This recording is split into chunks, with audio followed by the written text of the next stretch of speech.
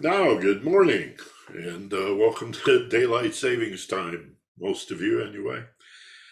Pleasure to be here. I have a busy week. I do a radio program every week. I have private clients. Of course, I have my domestic chores to do. But in the 4 or 5 weeks that we've been doing this class and preparing for this class, I've spent more time thinking about this than anything else I do. I go to sleep thinking about it. I dream about it. I wake up thinking about it because it's just so exciting. It's like this brand new project in my life. It's so different from radio. It's nothing like radio. It's completely different from podcasts.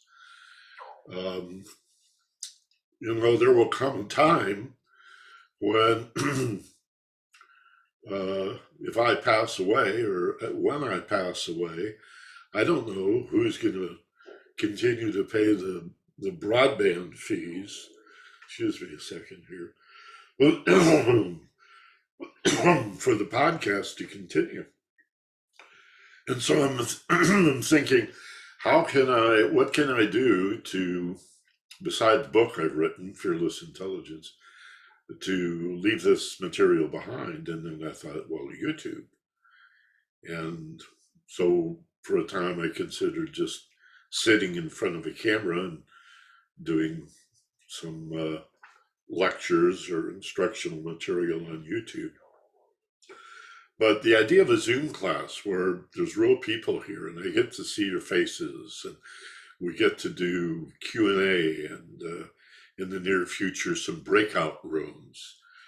In fact, I'd like to talk a little about breakout rooms and discussion, not to mention group meditation. That's a dynamic or an aspect of this that we don't get in podcasts, we don't get in radio, we don't get in pre-recorded stuff or blogs. Or this is unique, and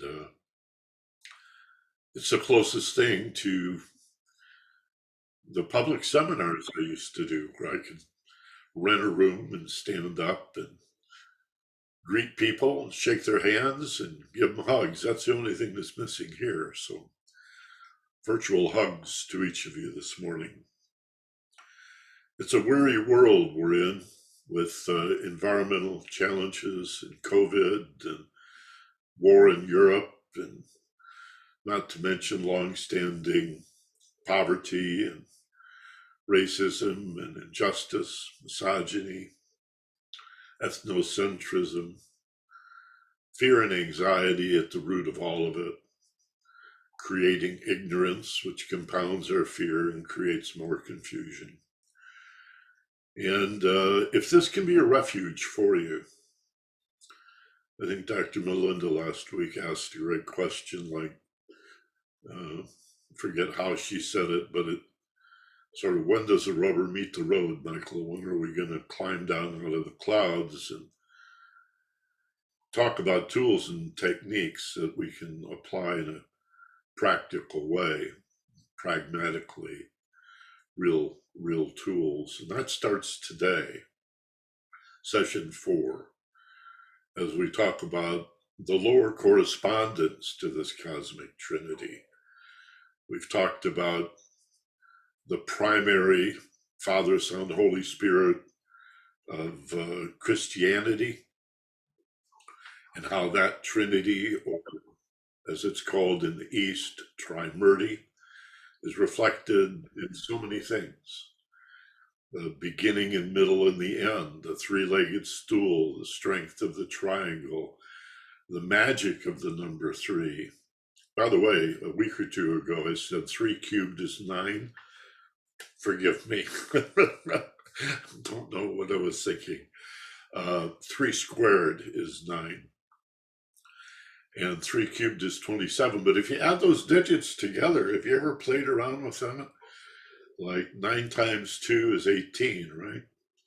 First of all, 3 squared is 9. 3 is the power number. So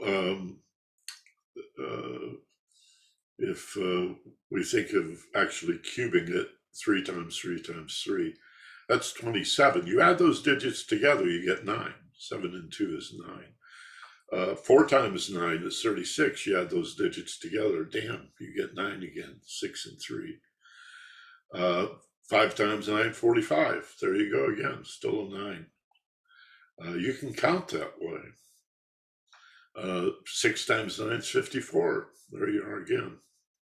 And it just goes on and on. It's quite a magical thing. I'm not sure what to do with it, but because I'm not that strong in math, but I know when something piques my curiosity. Breakout rooms I want to touch on briefly, and then we'll do the opening meditation. I'd like you to prepare for this. There will come a time in the next week or two when I pose a question, a dilemma, a paradox, a concept of some sort, and we push a magic button and automatically sort you randomly into breakout rooms of 2 or 3, possibly 4, depending on how many people we have. And you'll be asked to speak up. You will not need to turn the camera on. You can keep your avatar up, but we would like you to open your mic and participate in the discussion. And maybe do 5 minutes or 7 minutes in a breakout room, and then bring the results of the discussion back to the general group for a larger discussion. I still have questions about how that'll appear on the recording, but we'll give it a go, and I'd like you to be prepared for it. I won't insist that you have to participate, but I can't imagine a friendlier group. With all the demands on your time and all that you could be doing, you've chosen to be here. And so realize that that's true for everybody else. We're like-minded women and men, kind, gentle, loving. And we just want everybody to get along, to open our hearts as well as our minds. And not only develop ourselves, but a world that works for everyone. Recognize the common humanity in all of us, that we're a single family. And indeed, beyond that, that our family includes the animals and even the insects. And as you radiate out, of course, the plants, the beautiful plants, the flowers and the trees and the grasses. And then beyond that, to the elemental kingdom, the rivers and the sky is of us, and we are of the rivers and the sky. And the rocks and the sand and the oceans, that's all us. It's all one thing. And now we've come full circle to this cosmic trinity or divine trinity, the one, the group, and the many, the paradox that we come from one, and yet each of us are unique. There's a wonderful story in the Upanishads of Eastern philosophy, basic Vedic culture. Old Brahmanism came out of the Vedas. And the story in the Upanishads is about a son who comes home from school and greeted by his father. His father asks what he learned in school, and the son begins to tell him about what he's learned. And the father said, yes, but did they tell you about the Great Enigma, the paradox of the one and the many? And the son said, no, father, actually, they did not. And the father pulls 2 clay pots off the shelf and puts the clay pots in front of him, both clay pots. And he said, you agree that these are different pots.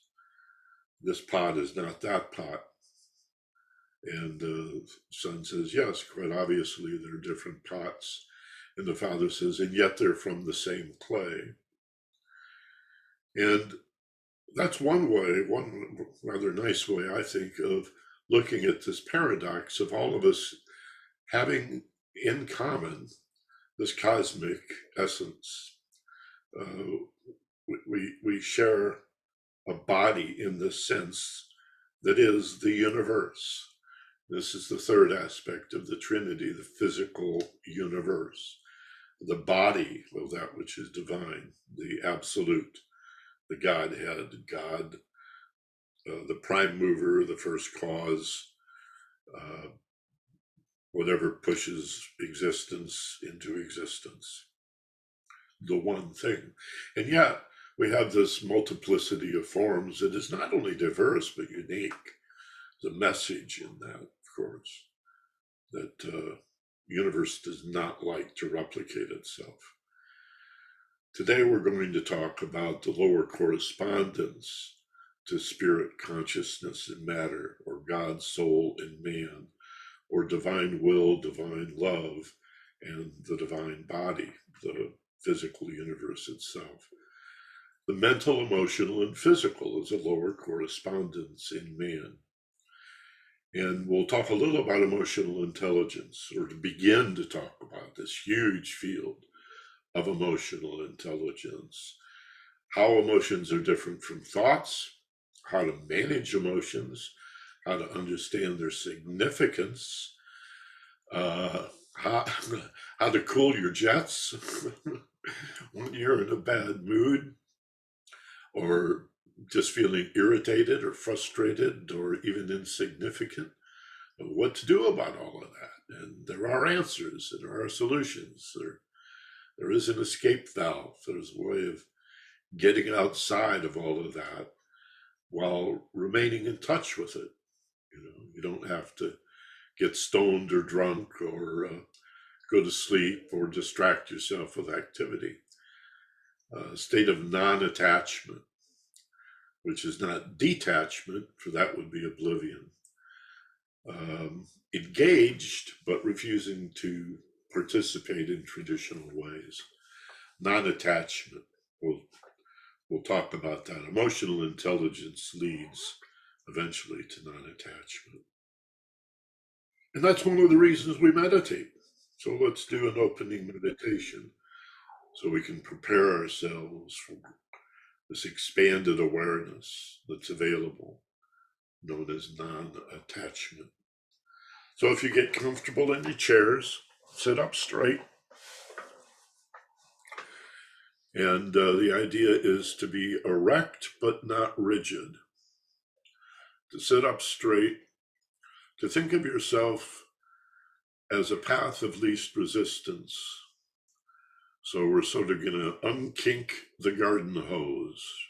Think of opening the valves and lowering the resistance, standing open and receptive to the life force, whether you think of that as Holy Spirit, Kundalini, Prana, Chi, Ki, Rupa, many names for the vitality, for the loving essence that renews and restores and revitalizes us. So shoulders back in a relaxed way. You may want to lift your chin ever so slightly and just get a sense of being wonderfully aligned, open, feet flat on the floor. You never want to cross your ankles when you meditate or cross your legs unless it's a yoga position on a pillow.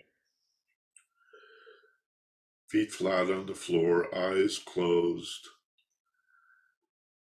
And just begin by scanning your body with your awareness. From one end to the other, slowly sweep the length of your body, creating and sensing and letting go feeling from head to toe. Muscles relaxing and unwinding. And let's combine this with breath, the ultimate intention relief. There's a few nice, slow, deep, connected breaths. So inhaling slowly through the nose, fill your lungs. Hold as you peak for just a beat, and as you exhale just as slowly, feel a letting go feeling all the way beyond where you'd normally stop. Pause for a beat, and then bring that breath in again, pulling in strength and power as you inhale, and feel the letting go as you exhale. Do this 2 more times. Inhaling, pulling in strength and vitality. Hold. And exhaling, feel the softening, the yielding, safety all the way out. 1 more time. Nice, big, slow, deep breath. What a wonderful feeling as you exhale slowly all the way out. And then turn your breathing over to autopilot. Need not give it another thought. But continuing to sit quietly with our eyes closed. Think of your body continuing to soften. Think of how relaxed you allow yourself to be when your goal is to float on your back in water. And in order for that water to support you, you must trust it. You must let go and allow it to support you. You must yield to its support with deep relaxation. Or another nice image is to imagine yourself as if you were a stick of butter or a bit of lard, softening in the warmth of the sun. And you feel that melty, slow, melty feeling. Perhaps you've enjoyed sunbathing in the past and it was a perfect day, not too hot, and you lay down on a chaise and felt the sun gently caressing you to the core of your body. And you surrendered to that feeling of relaxation. And as muscles in your body relax, capillaries, blood veins and vessels dilate. Blood moves more easily, with less resistance as you become more relaxed. And other subtle but vital energies in the same way flow more efficiently. Your body becomes brighter and lighter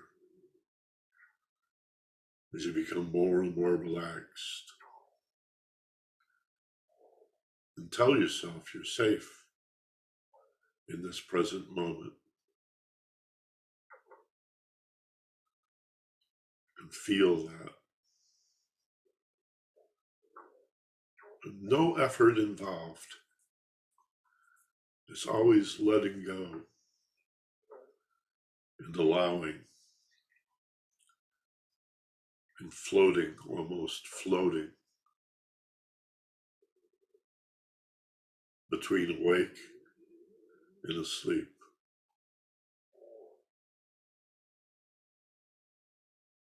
And the mind begins to slow down. And the gaps between those thoughts slowly begin to open. The brain feels safe.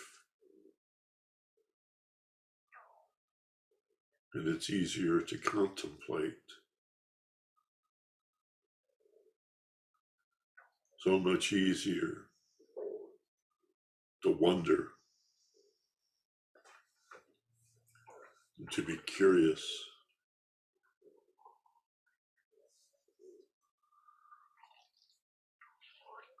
To gain insight and understanding.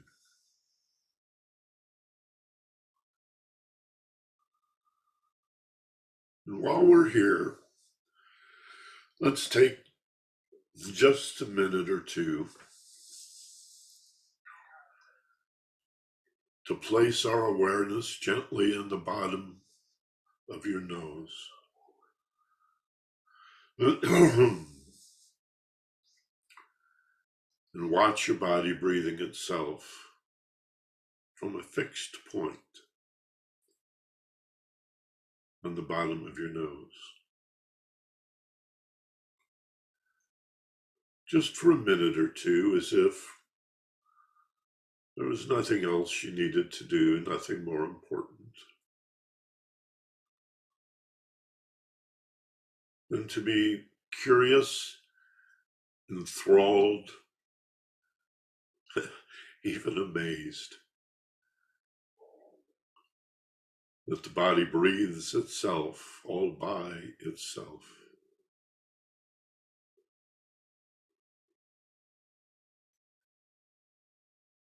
And so you realize you are not the breather, but simply the watcher. The watcher, the witness, the observer of your body breathing itself all by itself.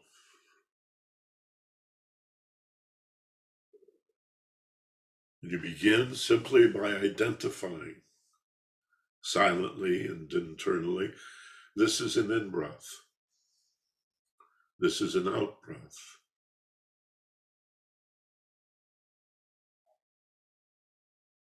Very easy thing to do.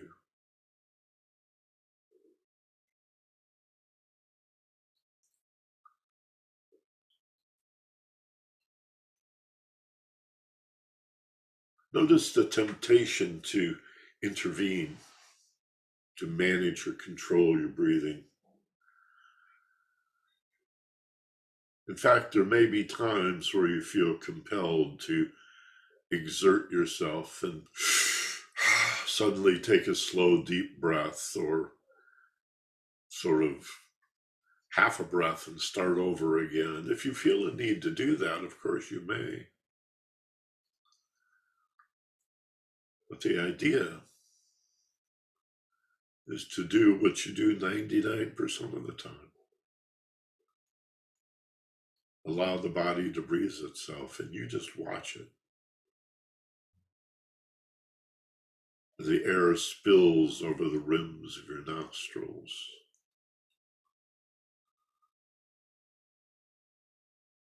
And you sit gently, fixed, like a little pinpoint of awareness in the bottom of your nose. You determine exactly where your awareness sits.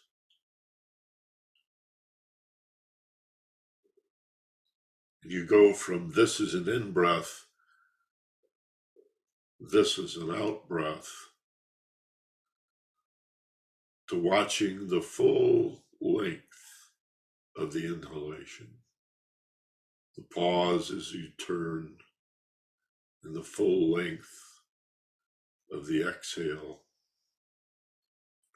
and the pause. Sometimes I think of a trombone slide going slowly back and forth. Just follow the full length. And when you're distracted, acknowledge it. Well, of course you're distracted. All manner of things distract you. So just say, of course. Never admonish yourself.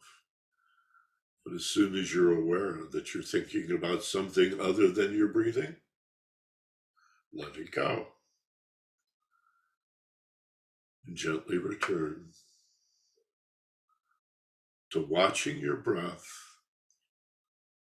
in the present moment without judgment.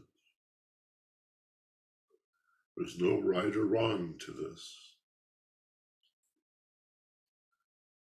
As the witness, not the breather, but having sort of stepped back, allowing your body to breathe itself.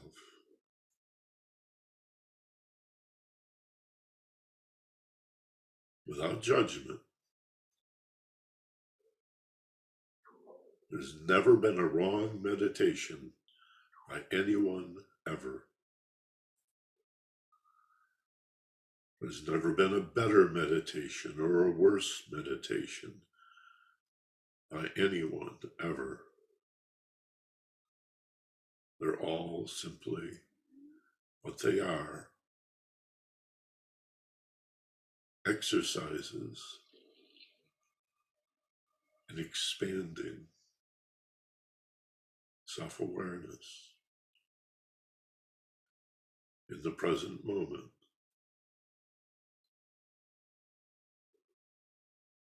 Without judgment.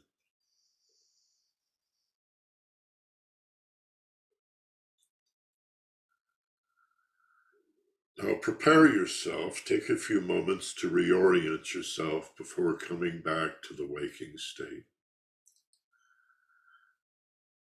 Feel the chair supporting you. Feel the floor beneath your feet.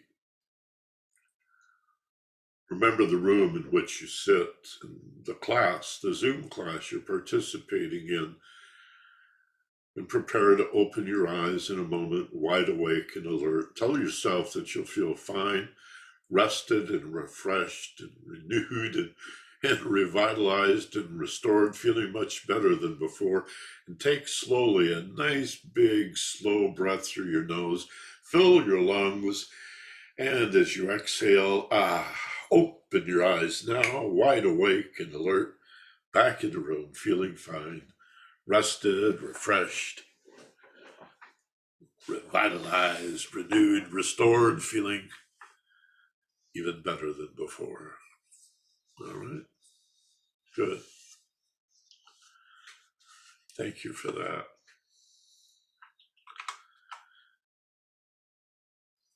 Doing a time check here. Okay. So the lower correspondence to the cosmic trinity or divine trinity of the absolute, spirit, consciousness, and matter, is our mental, emotional, and physical self. There is in Eastern philosophy an expanded version of this, sometimes referred to as the 5 aggregates. And I'll introduce those to you, and then we'll focus in on this 3, this lower 3, mental, emotional, and physical. But the 5 aggregates are these 3, plus your perception of the world. That's number 4. So it's our thinking, our emotional feeling, our behavior, and health. The 4th aggregate is our perception of the world around us, which preoccupies our attention more than it should. We live in the world. We even believe our problems exist in the world. We believe our heartache and frustration comes from the world. In fact, the world is a mirror. It is simply reflecting what's going on in the lower 3, the mental, emotional, and physical. So the 4th aggregate is our perception of the world around us, the people and the things in it. The 5th aggregate is awareness itself. This is just another word for spirit, or breath, or the divine will, the first element we talked about in the last few weeks. Awareness itself, capital A, awareness. A word used interchangeably with consciousness. And just for curiosity's sake, it is intriguing, I think, that the debate continues to rage about which of these two words should be capitalized. Does consciousness lead to awareness or vice versa? Are they synonyms, or does one precede the other? Many people will capitalize consciousness as fundamental to existence. It's a very, very popular thing to do. My radio program says as much. The introduction to each show says that this program is about consciousness, the fundamental nature of reality. Consciousness is the one thing you cannot get behind. I often think of a quotation by the mystic Johannes Tauler, I think 13th century, 14th century. He wrote, "If I were a king and did not know it, I would not be a king." And at first blush, you might say, well, that's pretty silly. If you were a king and didn't know it, you wouldn't be a king. I guess if I was hungry and I didn't know it, I wouldn't be hungry, right? Well, yeah, exactly. If you were in trouble and you didn't know it, you wouldn't be in trouble. I mean, that's what consciousness ultimately is. I have a handout we'll go to in a week or two on the qualities of consciousness. There are many qualities of consciousness, but nothing is more fundamental. Others, including a great teacher, Nisargadatta, he's a remarkable guy. He's no longer with us. He was a enlightened. He was a peasant. He lived in Calcutta in the ghettos, and as a form of income, he would roll cigarettes for people. Sold individual cigarettes. Doesn't sound like an activity for an enlightened being, but that's where it came from. And his teacher told him simply to use the mantra, I am, or I am that. Tisvat asi, it's a famous phrase in Eastern philosophy. I am that, or thou art that, but more personally, I am that. And you repeat this idea of understanding yourself as the great I am. I exist. I am. And again, you look at it at first, it seems sort of stupid and inane, and what value is there in that? But he did that, as the story goes, for 3 or 4 years and became enlightened and started saying the most amazing things. There are some, he never wrote anything down, but others wrote transcripts of his lectures, and they're just remarkable. Nisargadatta. There's even some YouTube about him. And he says, in contradiction to others, that awareness actually is the word that should be capitalized. That awareness is absolute and consciousness is relative. So awareness is the ground of being. Awareness is the fundamental nature of reality upon which everything sits. If you're not aware of it, it could not exist. And consciousness is relative. You're conscious of something. I'm conscious of this object. I'm conscious of the fact that I need to get gas for my car today. I'm conscious of the fact that I'm having an argument with a friend and it's distressing me. But awareness is the enabler, awareness. this debate rages. So consciousness and awareness, I need you to know, are pretty interchangeable, exchangeable concepts. So these are the 5 aggregates: mental, emotional, physical, the lower correspondence of the cosmic Trinity, perception of the world, and awareness itself. Having said that, there is awareness in each of those 5. And this is our goal. This is where, as I said at the top of the class today, this is where the rubber meets the road. This is where we get practical, by being more aware of our thinking. Not just thinking, but being aware of thinking. Just like the exercise we did, where we were not just breathing, but we were deliberately and purposefully engendering an awareness of breathing and breath. So there's casual thought, and then there's thinking on a more conscious level. We all have feelings. How aware are we?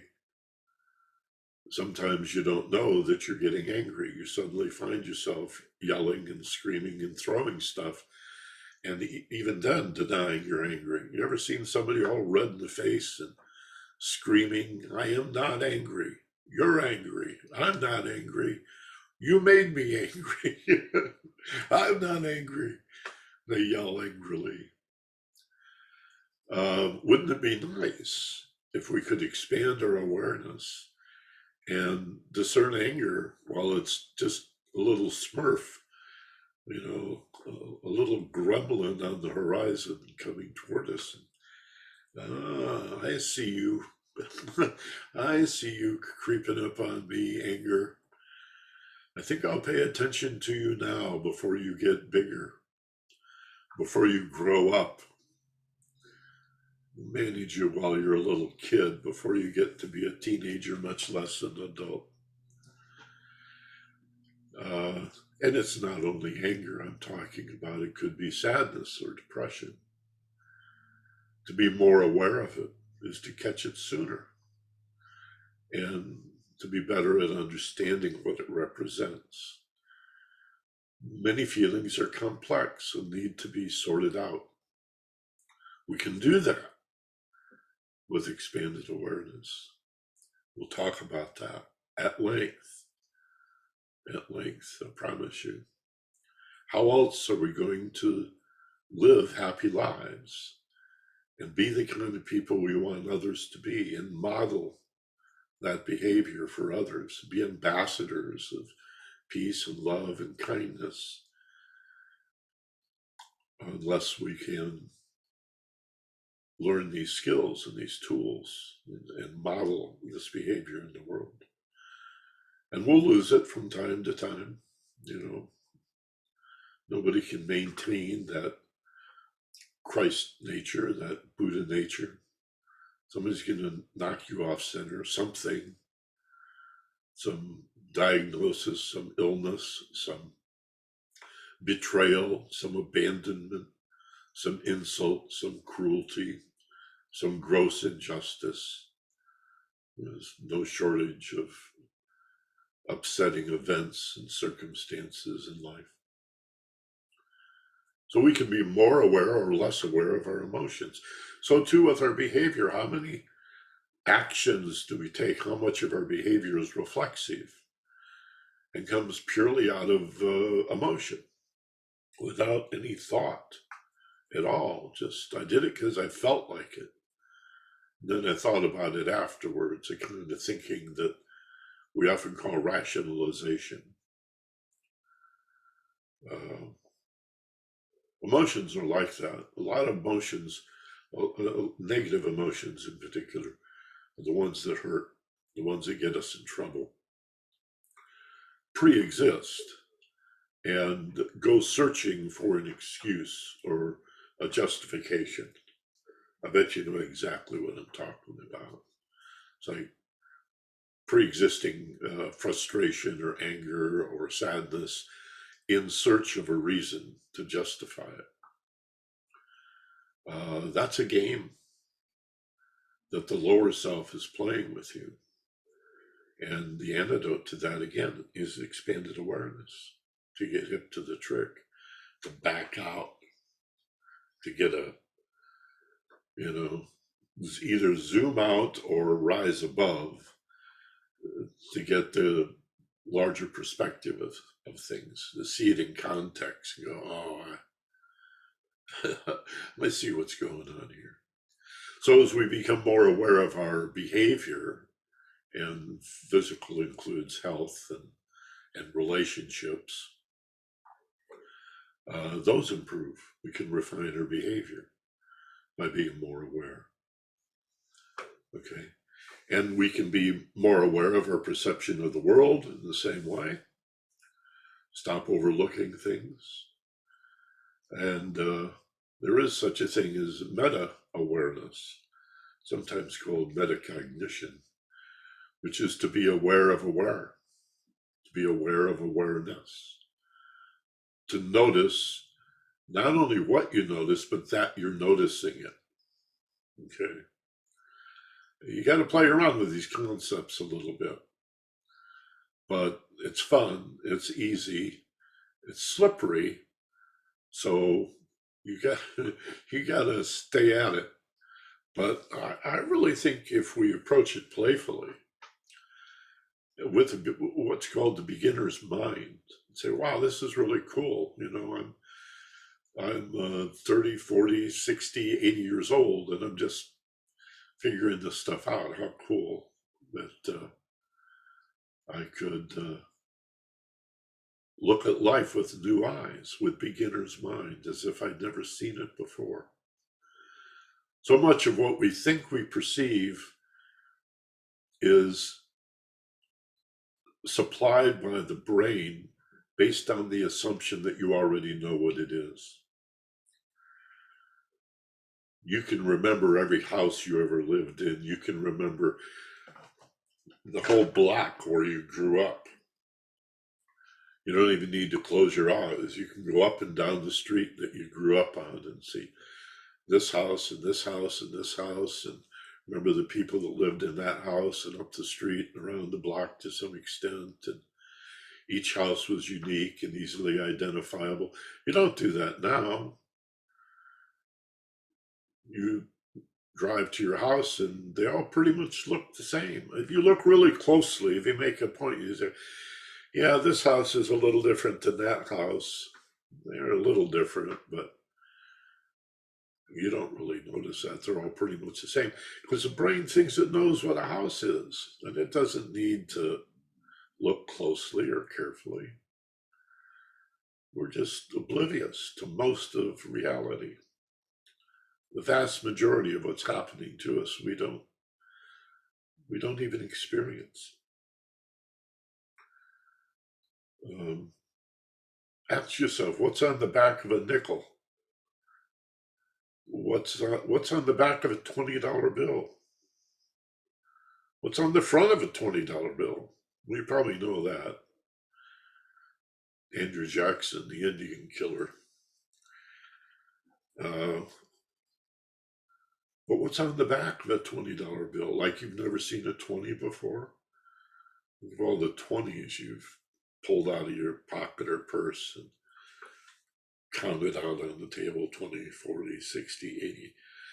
You say, well, it doesn't matter. I never really looked closely.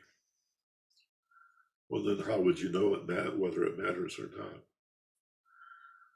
How much beauty are we missing by not looking closely at a flower? Boy, we did when we were little kids. We're down on our hands and knees looking at insects, building their little insect palaces, the ants and the roly-polies and the bugs. We used to climb trees and fascinated by insects and birds and all manner of things. Everything was new and wonderful. And then the brain says, now we know that. We've seen all that. Wow, that ought to be a red flag. Every time you think you know something, Ask yourself, am I being a fool? For it's fools who believe they know things. Wise women and men are those who focus on how little they know and how much there is yet to be understood. Always want to know more, look more deeply. It takes time. You have to reorder your priorities. Maybe you're not as busy as you think you are. Maybe we could take the time to be more aware and to practice these meditation exercises that allow us to be more aware, particularly of the mental, emotional, and physical. Now, what I want to say at the top here about this lower correspondence is that the order is very important. Doing a time check, I have 12 of. I want to do Q&A at the top of the hour, so have your questions and comments at hand. The order, mental, emotional, physical, the order is really important. It's a formula. You know, like a squared plus b squared equals c squared. It's a quadratic formula, you know, or it's a mathematic formula. And let me put it to you this way, repeating myself a bit, because I just mentioned what happens when our behavior is reflexive, when the order is emotional, physical, and mental. This is very common to behave reflexively because I felt like it. You have a feeling, you behave reflexively. You often say things that you regret, maybe immediately regret, sometimes only later. You do things that you wish you hadn't done. You create moods for yourself that you sink into, depths of depression or confusion that you wish you could climb out of, all because you're responding from a feeling place without really thinking about it. One of the important jobs of the mental nature is to temper and manage our emotional responses. One of the main jobs of the emotion is to drive our thoughts. So think of, and again, this is where it's so comparable to this divine trinity of divine will, love, or the soul or consciousness as the force. The will, or the first aspect of the divine trinity, the will of God, the volition, sort of the spirit aspect, as opposed to the soul, which is the force. The spirit is the energy, the soul is the force. The consciousness or the love is the force that drives that energy forward. And so it is with mental and emotional. Your mental is ideation. It's the idea or ideation. The emotion, we talked about belief last week in the Q&A section. This is the passion. This is the enthusiasm. This is the belief. This is the faith. This is the trust that drives the energy. I touched on this a week or two ago. It's not dissimilar from Ohm's law. If you're familiar with electricity and electronics, where the mental nature would be akin to amperage, sort of the volume of the electricity, the amount of electricity, the electricity itself. The voltage is like the emotion. That's the EMF, the electromagnetic force, is the voltage that pushes. If we used water as an analogy, it's like thoughts would be the size of the pipe and our emotions would be the pressure behind the water, you see. So they're variable, they're interreliant. The larger the pipe, or the smaller the pipe, determines the overall flow, the result, but also how much pressure is the city putting behind it when they pump that water out to you. That's the emotional nature. That's the force field. May the force be with you, Luke. May the force be with you. It's everywhere. Again, it's the middle element. It's the magnetic field between the polarities of spirit and matter, between the polarities, in this case, of the mental and the physical. The love, that's the force that binds all things together. That's the glue, this middle element. I told you the magic's in the middle, the secret is in the center. Now, here's a nice way.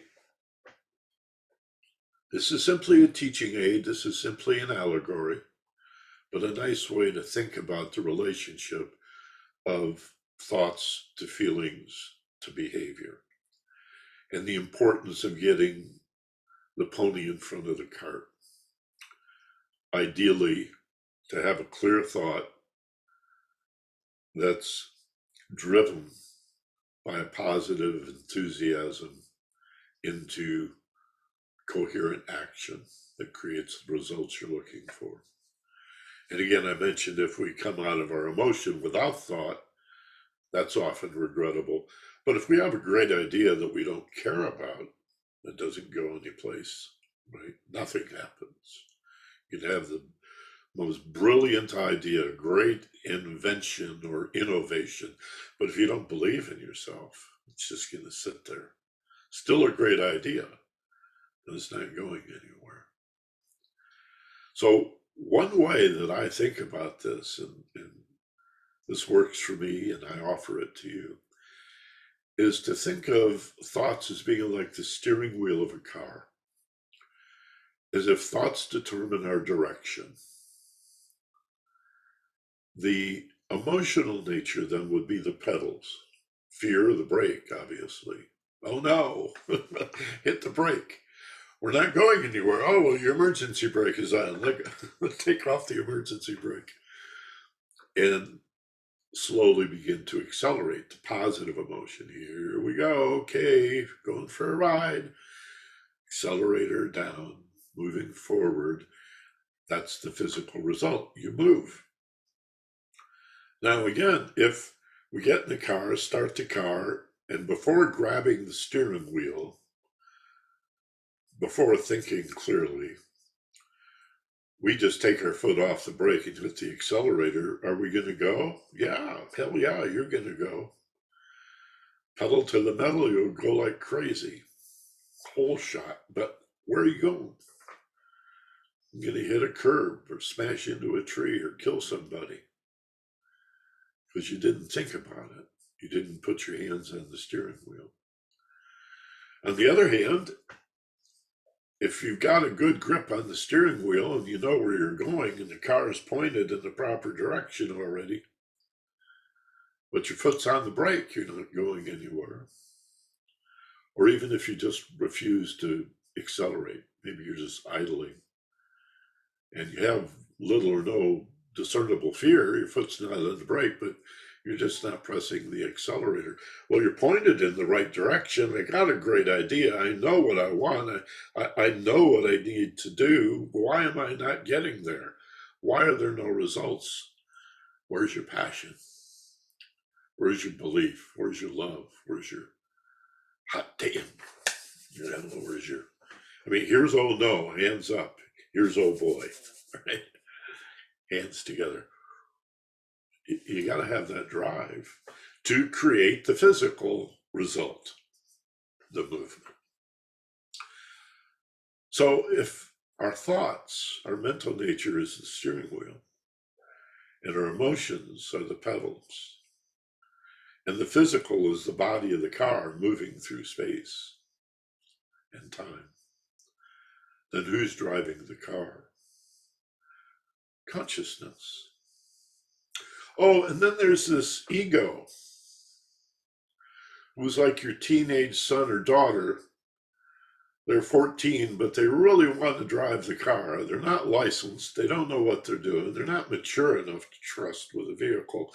There's a reason they don't have a license and can't even get a driver's ed class yet, but they can't wait to get behind the wheel for all that that car represents, the independence and the freedom and the yippee, wahoo nature of driving a car. That's the ego. It wants to drive. It insists, let me drive.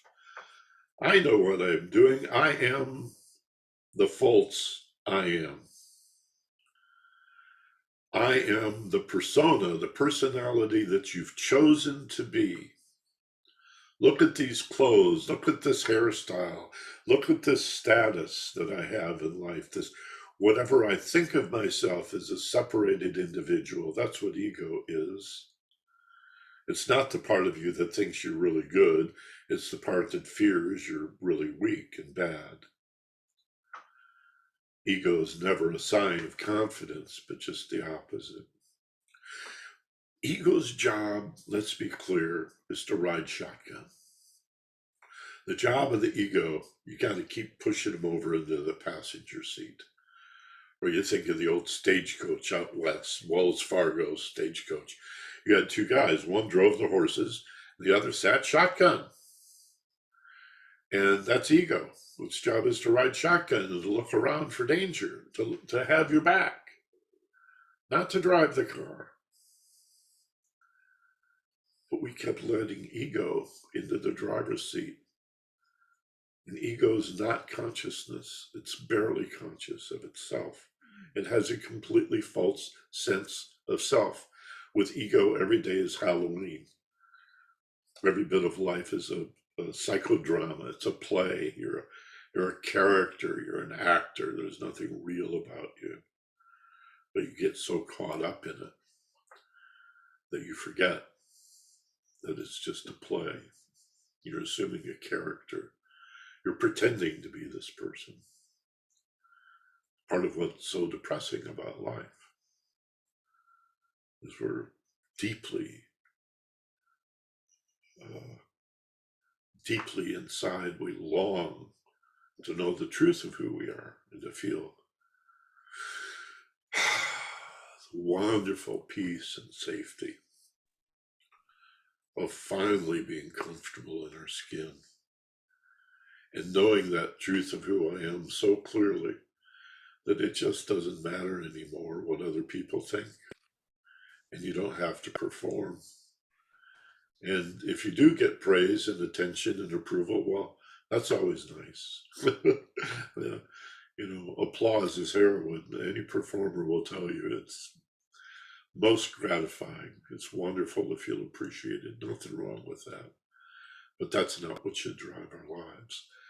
Keep the egoic nature, the persona, in the passenger seat.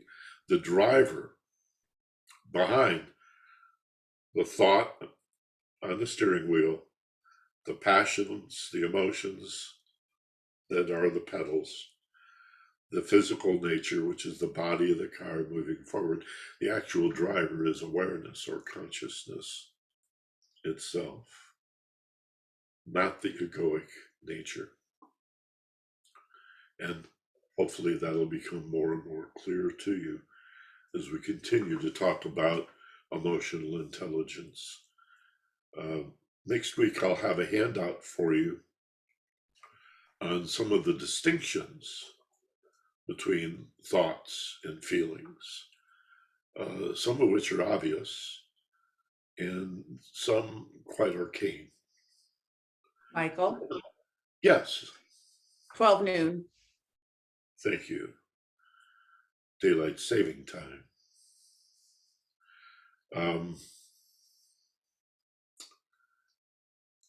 Let's see, what was the example I was going to give you?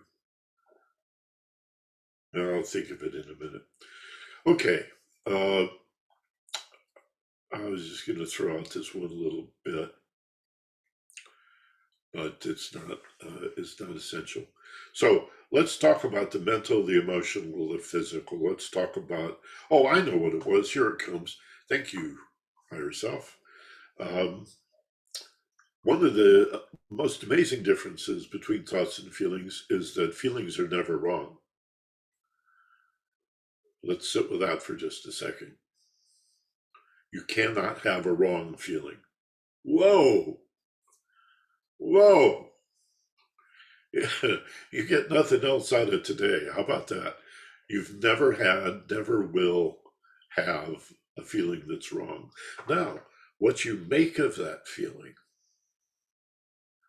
when you think about a feeling, what you think about it could be wrong. And there's the rub. Because the complement to emotions are never wrong is that thoughts are often wrong. And we have lots of experience with that. That's what school is about, learning to think. You don't get any emotional intelligence training in school. Not directly. It's all about think. Logic, reasoning, analysis, deductive, reductionist, general to specific, break it apart into little pieces and study it, and then regurgitate the details for the test. And we need to do that. Don't get me wrong. We need, education and how to think. But anytime you take a test, you're graded because some of your answers are wrong.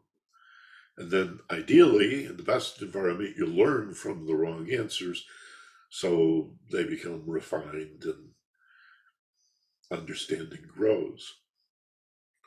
It's always a question: do you grade a student? Those of you who are teachers are aware of this. Do I grade a student on performance or on improvement? Two whole different philosophies of grading. So thoughts can be wrong, and often are. Emotional feelings are never wrong. But when you think about a feeling, what you think the feeling means is often wrong because you're thinking about it. And that's what's so important to understand here at the top of emotional intelligence is understanding emotions does not come from logic. You've noticed, no doubt, that you can think and think and think about the way you feel and not get anywhere. It's the wrong language. That key does not unlock the door. So how do we learn to understand what our feelings mean? We do it with intuition. Well, isn't that thinking? Intuition? No, not really. Intuition is more emotional in nature. Well, it seems like a mental process, Michael. Well, that's because of the close relationship of the mental and emotional. And again, the handout, we'll have a handout for you and begin to understand how emotions sit in the center of thought and behavior. And like a union of sets, or if you think of a overlapping area like in a Venn diagram, emotions are slightly mental and slightly physical. Emotions are in the middle, and both, just like the soul is both spirit and matter. Just like consciousness is both spirit and matter, or energy and mass. So the center aspect is always the bothness of things. It's the escape from an either-or world, from the illusion or delusion of polarities. So emotions have a very close relationship to thoughts. And there's an interplay that we'll talk about, sort of like a ping pong game. thought, feeling, thought, feeling, thought, feeling, thought, thought, completely devoid of feeling, thought, and then a rush of feeling, thought, feeling, thought, feeling, thought, feeling. Let's break that down a little bit. Take a good look at that in the coming weeks. But aren't feelings felt in the body? Yeah, of course they are. You may not know that. I was in my 30s before I realized I could feel a feeling in my body. I knew big, overwhelming feelings, great joy or anger or fear. I could literally feel that in the body. I didn't know I could feel subtle feelings in my body, that I could actually move my awareness from my head down into my body and find those feelings. So emotional feelings stand in the middle. They're a little mental and a little physical. They have a relationship. That's why the order of think about it, feel about it, act about it. I didn't say that well. I did a seminar in 1983 with my buddy Steve Snyder and a friend of his. Check it out, feel it out, act it out. That's the way we laid it out. Think about it, check your feelings, take the action. The order is important. So more on that. I'll give you a taste of what we're going to get into in the next few weeks is emotional intelligence and how to develop intuition. This is the wisdom of the soul. This is hence the title of the class. The soul is this overshadowing middle element, right, between spirit and matter. It's the consciousness aspect. It's the magnetic field that is love everywhere. It is the force, Luke. The lower correspondence to that, the emotions. And they're beautiful and they're rich, and we know very little about them. And we don't know how to know them. I don't know how to love you. It's also mysterious unless and until we begin to develop intuition. How do we do that? I promise you, I'll teach you how to develop your intuition and how to trust your intuition, for that still small voice is the voice of the higher self. It's the voice of the soul. And you've read that Christ said, knock and the door shall be open, asking ye shall receive, not through logic, not through reasoning. The portal to the higher self is not through the head, it's through the heart. Nobody ever approached divinity through their head. You always have to go through the heart. So, big breath. And let's go to Q&A. I don't know how many people we have here today. Hannah, can you give me a rough count? Yeah, there's 20 of us, and I got a chat from somebody at about 20 to 12 asking for you to repeat the name of the person you had just mentioned. It was a man that lived in India that you were talking about. Yeah, Nisargadatta. I'll say it slowly and you can figure out how to spell it. Nisar, Nisar, Gadatta, Gadatta. He's often called Maharaj, but that's a title. The name you need to know is Nisargadatta. And you can Google them. You can go to YouTube and find some old audios. They're scratchy, they're old magnetic tapes that someone was digitized, and there's some video that goes along with it. But wow, this guy is generally, again, it's not about religion, it's Eastern philosophy, it's Vedantic.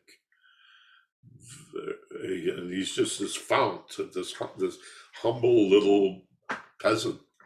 This is just a fount of wisdom. It just comes out of him. And like anybody, I expect you to take what resonates and leave behind what doesn't. If it sounds like nonsense, don't pick it up. Hopefully not. Yeah, yes, exactly. All right. Nisargadatta. All right. Any other chat questions, Hannah? Yep, Pamela has her hand up. Good morning, Pamela. Good Hi. afternoon. Um, this was great. I'm really getting into it. You said take the time to be more aware. So as kids, we were more aware. But where did we lose this not being more aware as we got into our adult stage? Yeah. What a wonderful question. What happened, right? Yeah. Self-concern. Mm. We went to school Mm. and we started comparing ourselves to other kids. Mm. We started getting bullied. We started getting graded. Mm. We started worrying about the clothes that we wore, Yes. what people were going to think about us. Mm. And that self-concern never stops. In fact, it just gets worse and worse and worse. The tragedy is that there is no self, only by appearance. Remember the clay pots. This pot is not that pot. And Pamela, you are not me. In appearance, in form, but in essence, as energy. It's just one magnetic field called the universe. And like the ocean, it has currents and it has tides and it has waves in it. And this wave may seem separate from that wave, but a wave would have to be a pretty foolish thing to believe it could exist independent from the ocean. But then as the ocean evaporates and becomes clouds, the clouds might forget that they're really the ocean. And then they precipitate as raindrops, and those raindrops are real convinced they're not the ocean. They're raining way up in the mountains, and suddenly I was a raindrop. I was a cloud. Now I'm a raindrop. Now I'm a river. Next thing you know, you get soaked up by a flower or a tree, and I'm a tree. I'm part of the sap. But no, you're still the ocean. You see. And these paradoxes, because we always want either or, don't we? We always want, well, which is it, Michael? I mean, are we the clay or are we the separate pot? Yes. And that's the essence of the middle. Whether it's the Son, the Christ, the love aspect, the consciousness aspect, or the emotions and the lower correspondence, the middle is the bothness. It says, yes, I am the ocean and I am the raindrop. Yes, I am the one life, imbued. Every cell in my body is divine. And yet I'm this special, unique snowflake, unlike anyone else, with gifts and talents and abilities to offer. But to separate itself is where we get into trouble. The self-concern that gets us into trouble, that shatters awareness, is filled with fear and worry and doubt. And that's what destroys the awareness that we had as little children. We become fearful. Only fear can block love. And it's not an opposing force. As I said before, it's more akin to shadow. It's just the absence of goodness, or cold, which is not a energy. Cold is not a thing. It doesn't have a source. It doesn't have a speed. It's just the absence of heat. Shadow, the absence of light. And in the presence of light and heat, these things cease to exist. In the presence of goodness, there can be no evil. In the presence of understanding, there can be no ignorance. So even the idea of the polarity as opposites is somewhat of an illusion. So to gain that awareness back, to become like little children, didn't Christ say, "Become like little children"? Ah, okay. Yeah, that innocence, that beautiful naivete, that eyes wide open. You give a little baby a red ribbon and it puts it in its mouth. It wants to taste red, right? It's just wants to immerse itself. That we There's could, two more hands, Michael. if we could live like that all the time. Thank you. Yeah. Who else? Robert has his hand up, and then Caroline has her hand up. So Robert? Thank you. Hi to all. Hi, Michael. So you answered, and actually, just this is dovetails off of Pamela's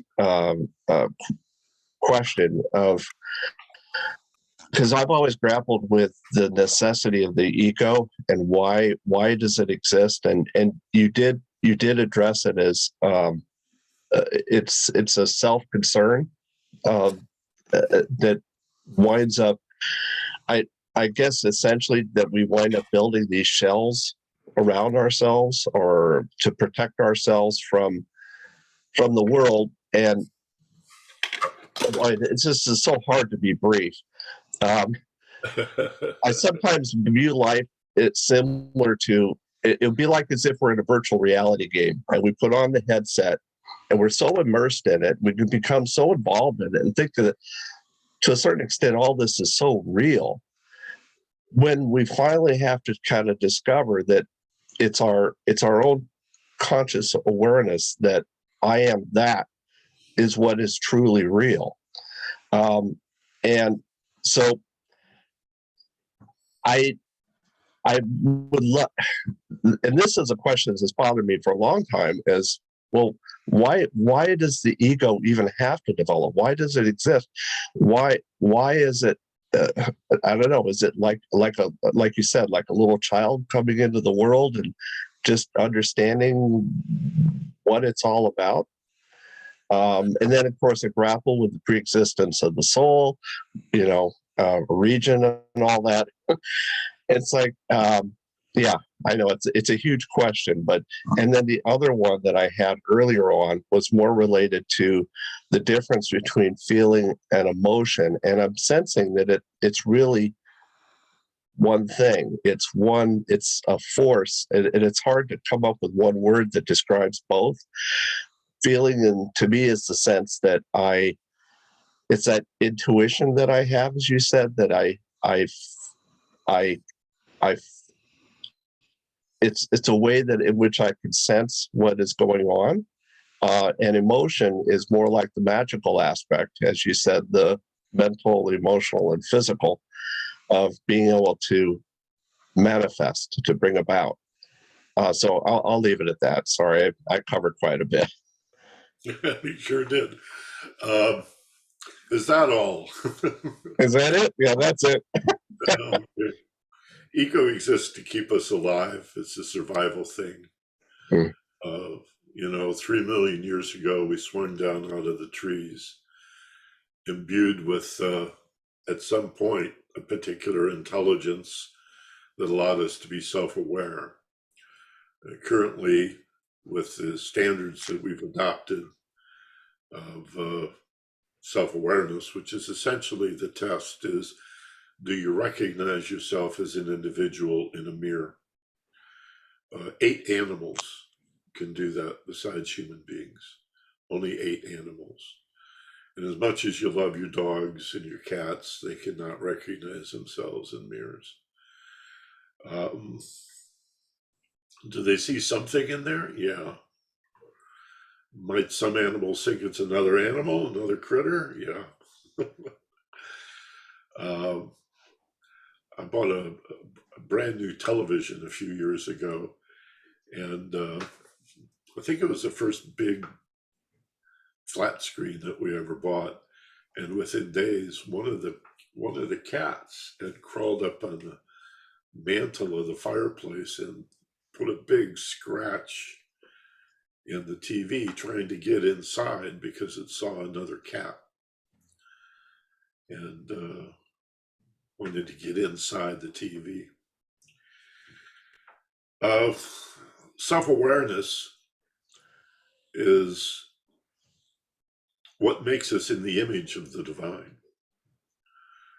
And then the idea of awareness beyond awareness of the self. And what do we mean by the self? But the short answer is we have an ego to survive those first 3 million years. To be fearful, to self-preservation, to jump, the reflex. You hear a twig snap and you're immediately alerted. That's the fundamental reason why we have an ego. Words for emotion as opposed to mental, again, it's not easy because we're just not that familiar with the whole idea of emotional intelligence. But if we think of the mental as ideation, the emotion is affect. It is a sensation or an affective experience. I'm not sure that it's really a good way to look at it, but at least worthy of pondering is thinking of the mental as quantity or quantitative and the emotional as qualitative. The emotion is what you think about it objectively. The emotion is how you feel about it subjectively.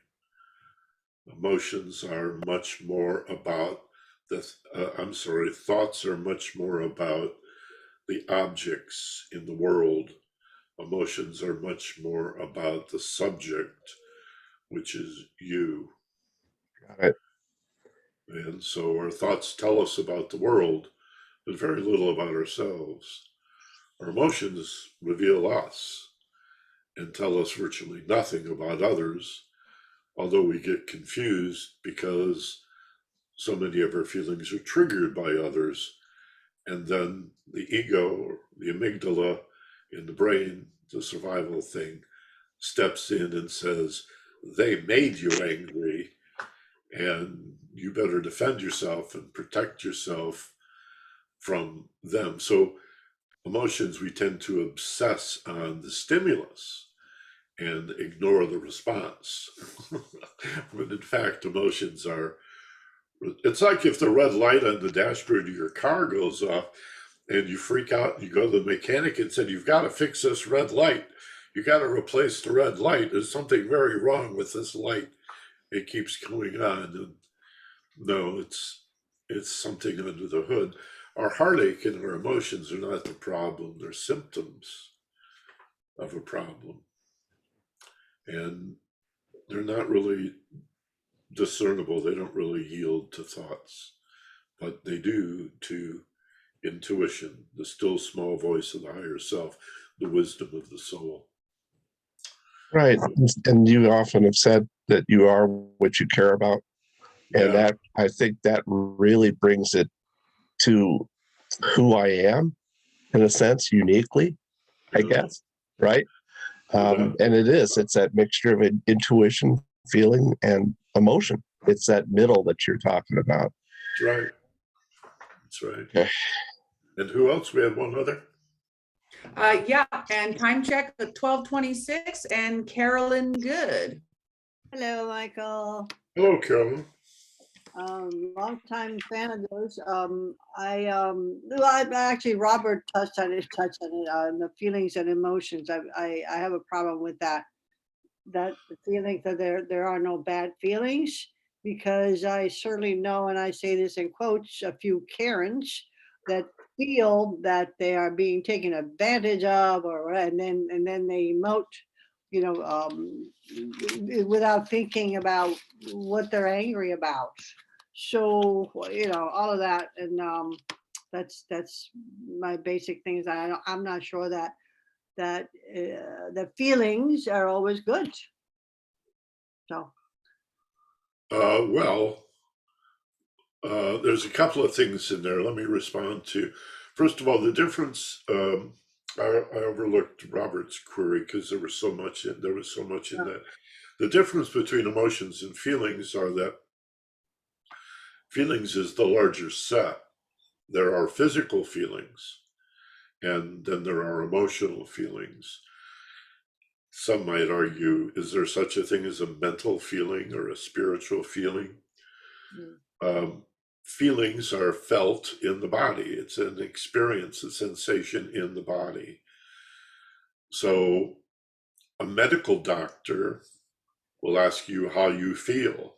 Mm. And you're supposed to say, well, my knee hurts when I do this, or my joints ache, I have arthritis, or when I get stressed, I feel angina in my heart, or Mm. sometimes I'm out of breath. You go to a psychotherapist and they say, how do you feel? And you say, depressed, sad, lonely, manic. Sometimes I think I'm bipolar. I go back and forth. But, I'm generally pretty happy. I'm content. So two completely different kinds of feelings felt in the body, but emotions are obviously different. Emotional feelings different from physical feelings. Mm. The four basic emotions, again, I think of the word shaft, like a drive shaft without the T, and I get sadness, happiness, anger, and fear. That's just the way I remember the four basic emotions. Mhm. Sadness, depression, happiness, anger, and fear. Actually, happiness is the only positive feeling in there. Sadness, anger, and fear are really all rooted in fear. Yeah. Some say there are six basic emotions. They add surprise and disgust. But the hundreds and hundreds of emotions that we have words for, the permutations and combinations and variations, pretty much come down to positive or negative. Positive or joyous, contentment, fulfillment, uh, kindness, beauty, humor, um, you know, all those wonderful, bubbly, effervescent, joyous feelings. Mhm. And basically, the message is keep doing what you're doing. Whatever you're doing, keep doing that. Stay the course. So-called negative emotions, and I say so-called because they have value. We don't want to think that because they're negative, they should be avoided. They're called negative because they hurt. And they hurt because same reason your physical pain hurts, to get your attention. It's an incredibly smart design. Mhm. Without physical pain, can you imagine the damage we do to ourselves? But the more sensitive we are to physical pain, the less damage we do. The sooner we attend to something that needs our attention. So too with emotional pain. We need to, by expanding our awareness, see it sooner while it's still small and subtle, and learn from it and understand what it's trying to tell us. And so every so-called negative emotion, the ones that hurt, represent something we don't understand. They're fear-based. That's what fear is. Not something dangerous necessarily, but something confusing and uncertain and that we don't understand or don't know, whether dangerous or not. Doesn't matter.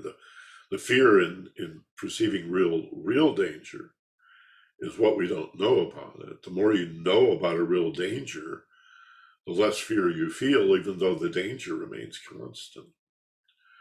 That's why we prepare for earthquakes or have fire drills to Hmm.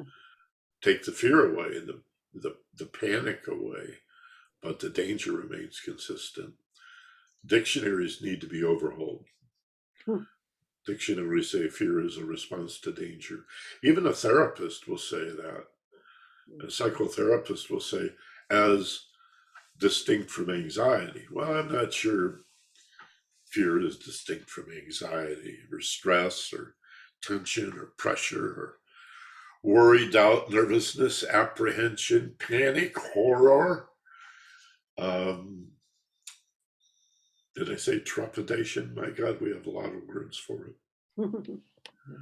So again, there's a lot there because we're just beginning, but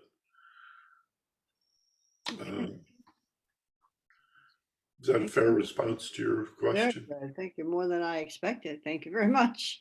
Good.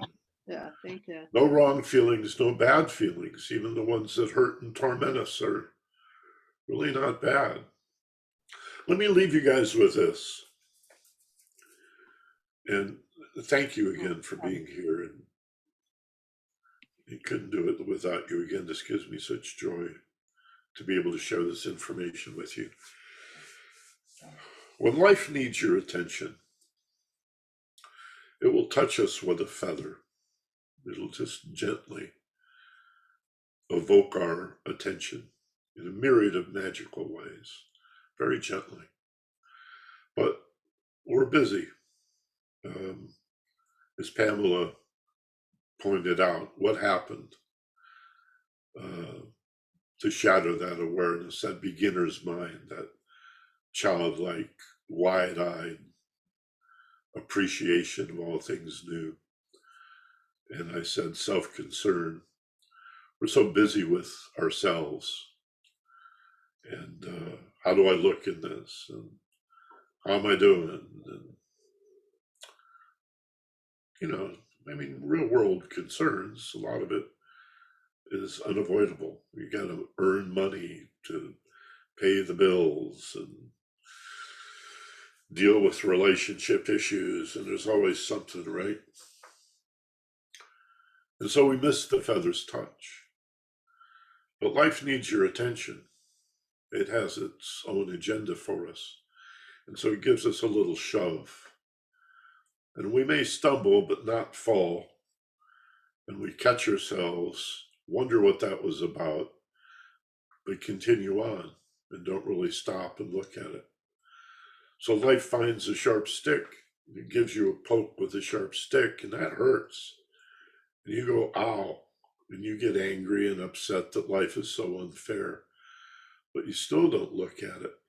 You still don't sit down and devote a meditation to it. Open your intuition. You don't know how. No one's told us this. No one's taught us this. Not in school, not in religion. Where do we go for this information? And so having failed to get our attention with the feather or the gentle shove, even the sharp stick didn't really do it. Life hits you over the head with a brick. And then we say, why me? I don't understand. Why is this happening to me?